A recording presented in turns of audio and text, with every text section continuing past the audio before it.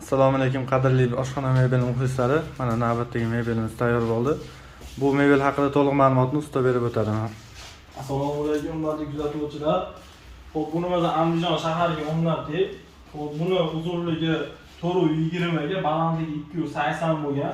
Xo'p, koreyskiy akriga, turetskiy akriga kombinatsiya bo'lgan. So'lini rossiyskiy stolishniца 4 sm qalinlikda bemalol taxtaga yashirib xudo xolasa ishlata olamiz. Orqalarini ham granitga berganmiz, mo'ykalarni ham mo'yka smestitilni ham zo'rini qo'yganmiz. Maza qilib ishlata oladi xudo xolasa. Xo'p, bunimiz bezruchka bo'lgan, high-tech holatda mana o'zi ochilib beradi.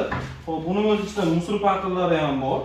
Xo'p, ichida sushilgalari bor, toza sushilgalarni ham qo'yganmiz. Eshik mashtakalari har doim turetskiy plastmassa kromka bo'lgan, oshxonalar vakuumli bo'lgan.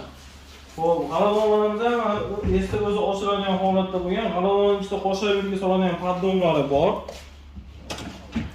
Xo'p, bu yerga mana gaz vitishani o'rnatdik. Vitishlarni ham mana chiroyli bir o'rab qo'yganmiz. Ko'rsata olasiz mana, xudo xolasa.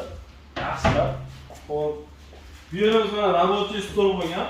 Рабочий esa masalan ishlata oladi, xudo xolasa. Mana ichida polkalari bor. Ko'rsata olasiz aka. Aslargacha polkalar qo'yib qo'yganmiz. Ustamoniga.